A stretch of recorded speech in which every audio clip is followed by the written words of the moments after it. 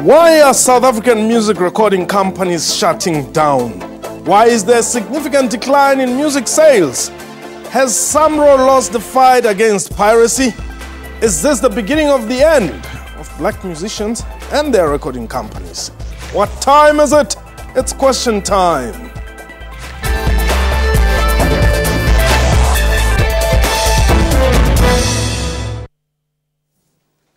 Hello and welcome to the show. The controversies around the South African music industry remains a cause for concern.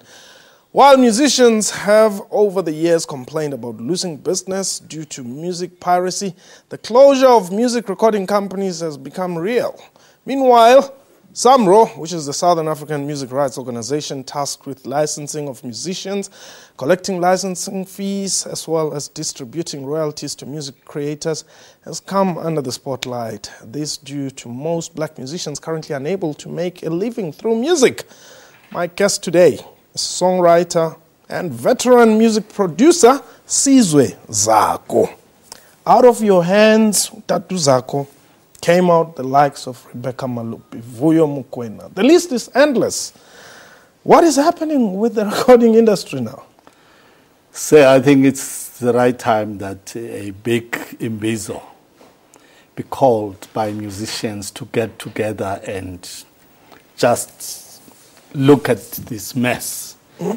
There is a big problem, I think, starting with piracy, and of course the latest technology, the downloadings, and all that kind of stuff. It's really affecting big time. And the worst part of it, what breaks my heart is when we're working at the studio, just before even the release, when I walk around town, I would see guys selling the very same product at 5 rands. You know, and they're not hiding. It's there. They're displaying it. It's very scary. And there's been meetings with governments. There's been meetings, and nothing is happening. It's scary. Why are recording or record companies closing down? Well, record companies, they've got costs. If they record you, they spend 80, 100,000 rand on your product, and then someone will come and buy that record and make copies. There are people who are not sleeping with these towers, where you put one and immediately within seconds you've got 10. Yes. And they sell them for 5 rands. And as you know, that a lot of people are not working, the economy is not great, and if at the shop it's 100 rands, and you find it for 5 rands in the street, you're tempting people, and it's not that they don't want to buy the genuine thing, and maybe we should look at that as well. I mean, this price, can't it be maybe 4 songs at 30 rands instead of 12, 16 songs? You know, there's a whole lot of things that we need to look at. Yeah, and I mean, the music industry used to flourish. You know, I mean, I know Cool Spot, for instance, when the likes of the late Ule Seng were still there, they were doing quite well. Yes. But, you know, Ken had to close shop and leave. What is happening? It's true. Like then... people used to go to shops and buy records, and everybody was doing well. I mean, at one go, you would know that Brenda is a platinum, Macy Pagela is a platinum, Lina Ebony has a platinum, Linda Machika, Vusi Kong, the Blondie Machene, everybody was doing well at one go.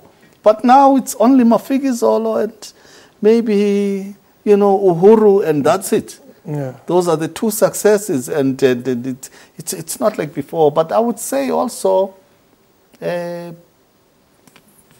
people employment, you know. There we used to know that if we go to the mines, we would just tour the mines with Rebecca.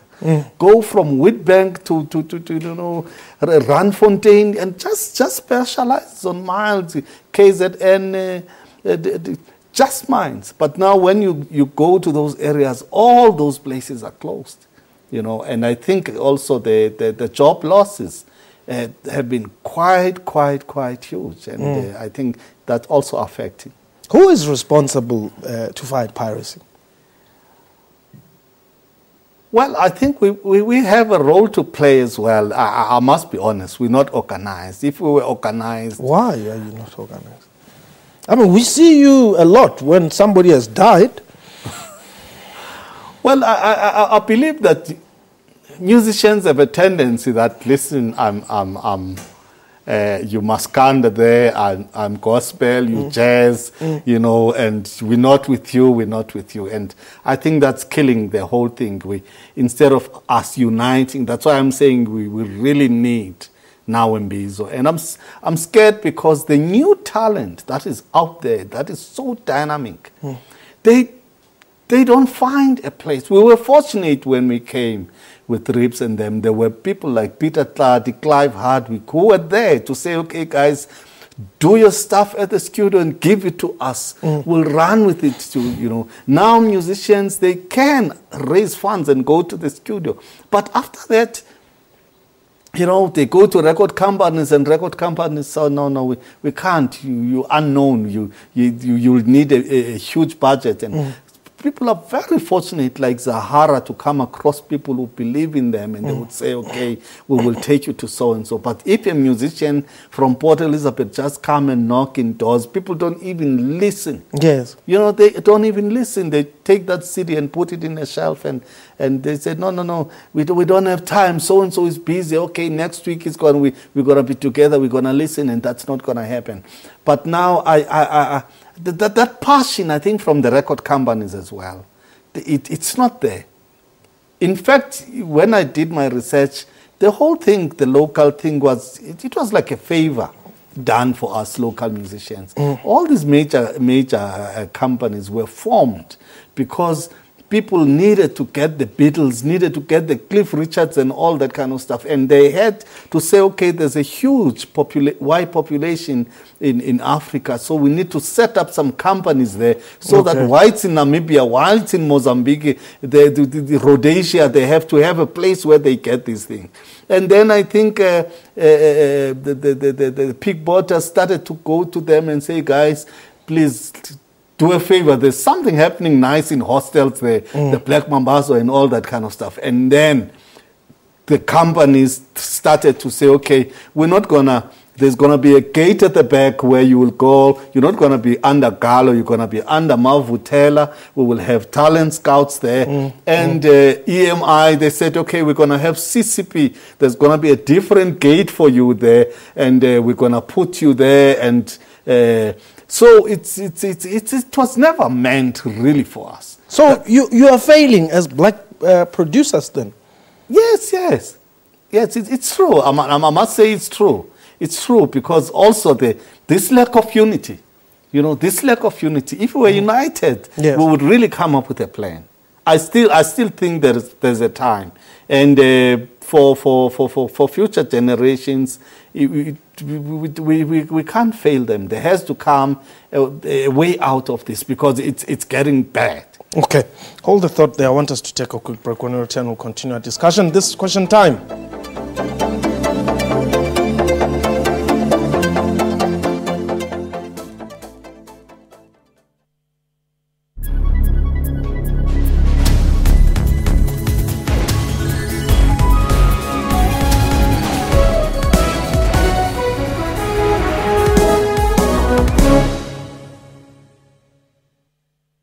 Get the scoop on what really happens at the SABC, straight from us. Read our cover story to experience the world through the eyes of Bonang Mateba.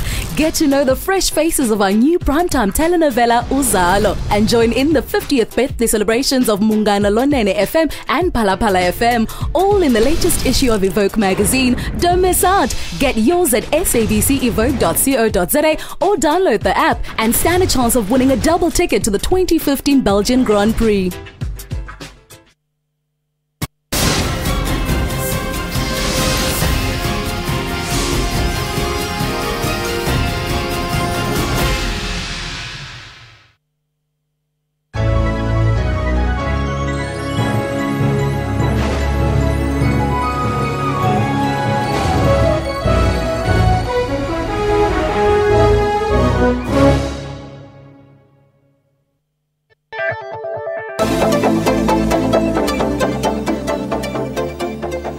Welcome back. This is Question Time. You're watching my guest today, songwriter and veteran music producer Sizwe Zako. Mr. Zako, are you failing to adjust or to, play according to modern rules as producers and songwriters? I must say, the atmosphere now and we're supposed to up our game big time, because there are sounds that we're getting from downloads as well, that when we buy these instruments, like I buy a Korg, and the Korg International say you Yes. can download and have a whole lot. And those songs are sampled from equipment that we can't afford. And when you get it in your studio, even if you have a 50,000 rand desk, your studio will immediately sound like a 5 million studio, because of the sounds, the sampled sounds that you get. You don't have to fiddle, you get them ready. And there is no reason why our sound should be inferior.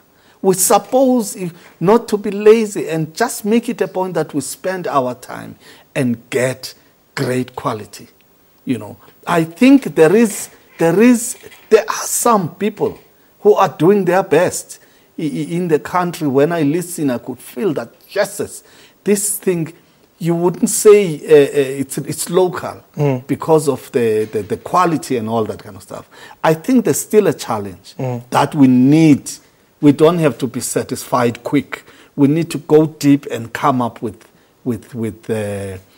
wonderful quality stuff. I know people like Kaifas and Hugh, they really emphasize and make it a point that they reach a certain level. I think all of us, we need to really make it a point for the sake of because now people could come with, radios could come with an excuse that this is not good enough for us. Yes.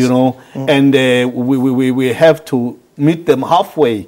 We have to make it a point that when we deliver the CD, there's not going to be that excuse. Yeah, but why would you even allow yourselves to be caught up in a scenario where you're told this is not good enough?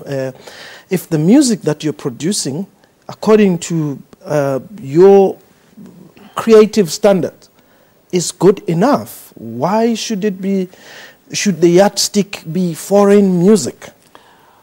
Well, it's not actually. I wouldn't say that, because also, with me, when I open up my sound system, when I find time to listen to CDs, I've invested quite a lot in my sound system. Yeah.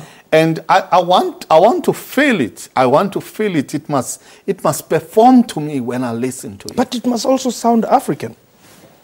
Yes, I understand that. And you will be so surprised.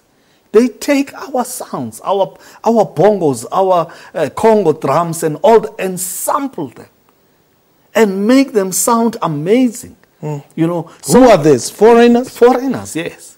Whereas the young people in South Africa want to take the foreign genres.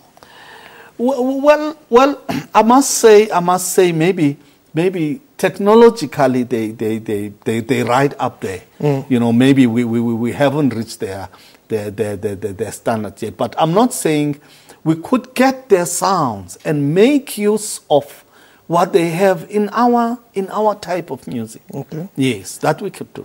Would it improve sales? Well, under the situation now of the piracy and the downloads and all that, and remember, that's also killing the time you want to spend in the studio, because if the studio says if you want a week, it's going to be 30,000 rands, and also you're going to be nervous that how many copies must I sell to get back that money? 30, yes. And sometimes you feel that.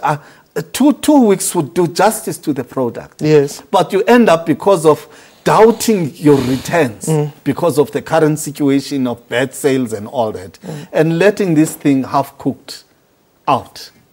What will improve the sales? I believe that, you know, I was saying to Rebecca that, you know, when Zahara came out, the parading guys were so happy and excited. They got a hit, you know, and they were going to cars like, on stop that, I've got the Zahara. They know that it was in demand. And I'm telling you that was it not for piracy, Zahara could have beaten Brenda, because now it's still Brenda who sold 500,000 in South Africa. No one has passed that mark, you know. And imagine there's about 51 million of us, and including, I'm hearing, plus minus 13 million foreigners in South Africa. And if the bestseller is 500,000, it's really scary. But now all I'm saying is, I don't know what has to be done. But as long as piracy is still there, because when a hot hit comes out, one will go and buy a copy and just copy them, or those or float for their friends and all that. A young boy came to me and say, "Have you heard the new Joyous?" I said, "No, I haven't." They say, "Okay, I'll do it for you. I'll come back." And within minutes, he brought me a CD to say, "Here is it." You know, and it's scary. It's scary. I mean,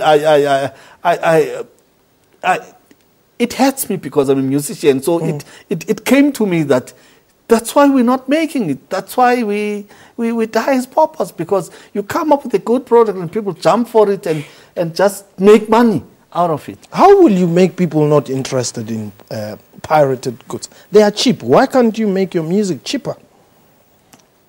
Well, it's going to come back again to that thing that I must not spend a lot of money. I must do this thing quick so that I can be able to sell it for 20 rands, you know. But still, the radio is going to say, no, it's not well done. Well, Arthur made a lot of money out of an unfinished product, Mnige. But then, you know what is happening now? The radios now, they have committees that sit and say, can we play this thing? During that time, there was nothing of that sort. And a friend of mine who's working for a radio said, I'll try to convince guys that, listen, guys, we can play this. You know, it's as much as the quality is not that great, but this can be good. But I can tell you now, if you bring a song like Rex Rabanye today, the radios will say, we can't play this. But look, it's still a hit even today. Correct. You see? So now what I'm trying to say, there's a whole lot of obstacles as well. Okay. The radios and all that kind of stuff. It's not like as it used to be. All right. Yes. We're going to take a quick break. When we return, I want you to tell me why South African musicians celebrate something called South African Music Week. Only after the break. Okay. This is Question Time.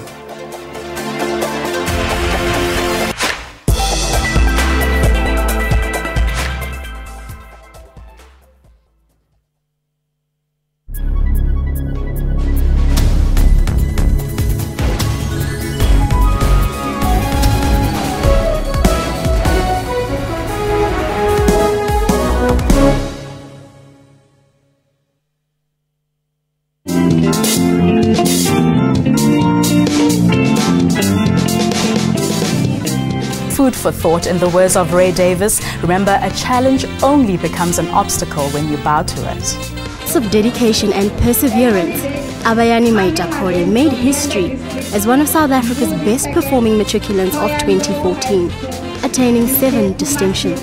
I believe that nothing should stand in your way if you see yourself in the future doing something great. So I just carried on and I never gave up. Though the circumstances I faced were challenging, I love challenges, so I was like, yeah man, bring it on, I can do it. Join me, Refiwe Muiba, on Bophelong, your show about those who take on and conquer life's challenges, every Saturday at 17:30.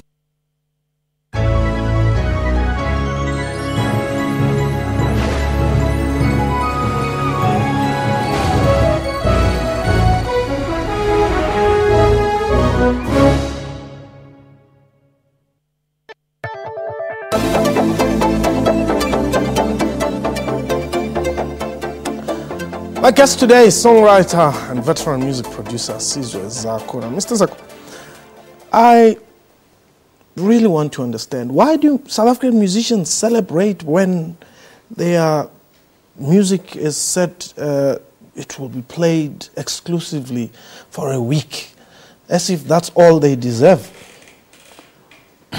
Well, I don't know. I'm not one of those, because I believe that we need much more than that. There are good musicians who don't find space and time in radios, in our radios and TVs. Yes. You know, and I listen to songs sometimes. I wake up like at 4 and I would open up my radio. And I hear magnificent, wonderful songs and say, who's this? Yeah. I would wish to listen. And then I'm saying to myself, why? This country is supposed to know about this song. This is a great song.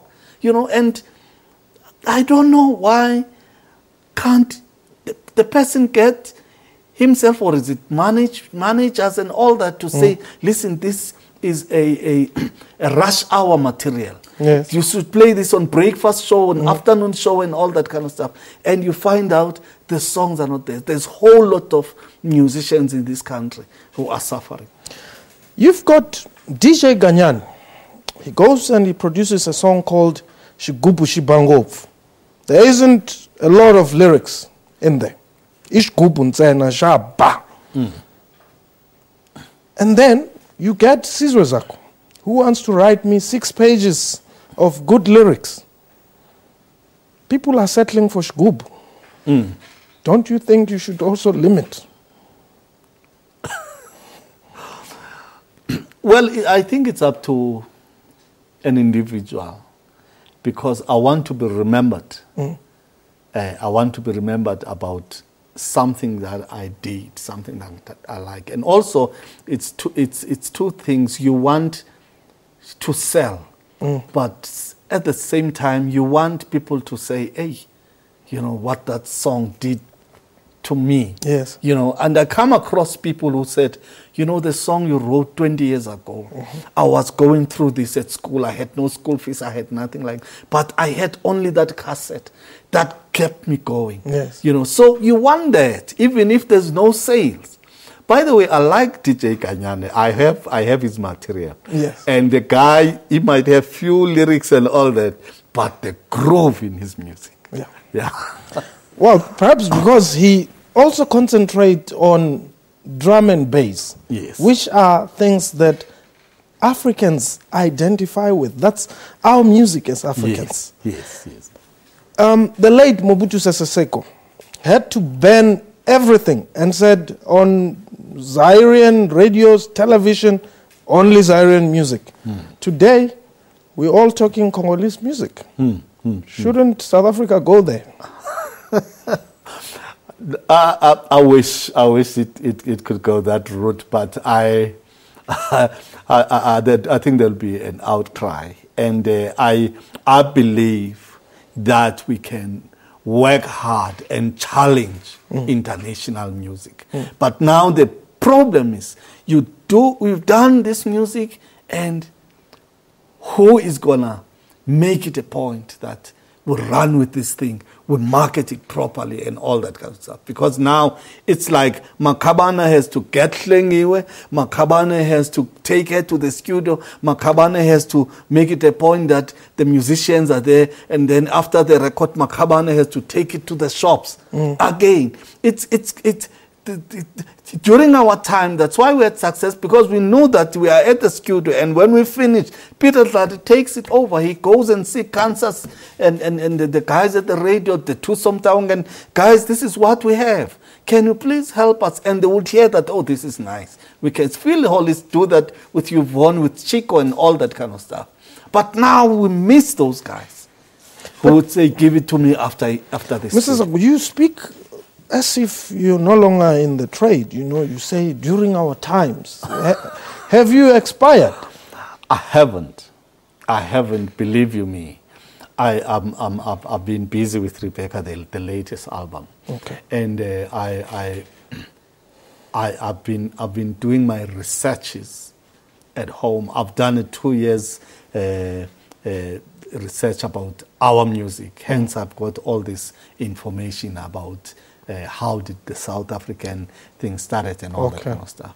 Now I'm putting together sounds. The Star gave us a shock, I think it was yesterday or day before yesterday, where it said many millions are being taken overseas by Samro. You know, and because of the music, the amount of music, the American music, mainly that is playing in South Africa. Now I'm saying to myself, I'm not going to say, no, switch off the American music and all that kind of stuff. I'm going to put together my sounds. I've been collecting modules and all that kind of stuff. And I say, I'm going to come together. But now the problem that we're finding is when you try to push now the singers to say, listen, you can do 4 times than what you're doing. It's very difficult. People ask, because I have a belief that we don't have to chase them away, but we've got to take them toe to toe. I must come up with beautiful African sounds that they could also say, oh, well, this is good. And my speakers should tell me that, yes, you're matching the foreplay now, you're matching this, you're matching and all that. So the engineer in Mascudo should also make it a point that we're going to reach this mark. This is the mark we want. Okay. Yes. Quickly, the abuse of black musicians by record companies, is that still the case? It is true. Like I said, it's before that it was really not meant for us. Okay. It was not meant for us. It was a favor that the contract was saying, if you trade in this area, you have to take a look of the take care of people in that area. So I think that's why they don't mind. They can't hammer the police to kill the piracy and all that kind of stuff. Okay, thank you very much. Perhaps a quick message of condolences to Flabba Habedi, the rap hip-hop artist. Oh man, that shocked us. You know, I've heard it in the morning. I could not believe that beautiful lady could do such a thing. I don't know what happened. I'm hoping the nation will get the details of everything that happened. Okay. And I'm saying my condolences to the family, the colleagues, the squatter camp guys, my boys, Kabolebu, and hold it there. That was my guest for today, Sizwe Zako. And that was question time for today. Have yourself a wonderful time. Goodbye.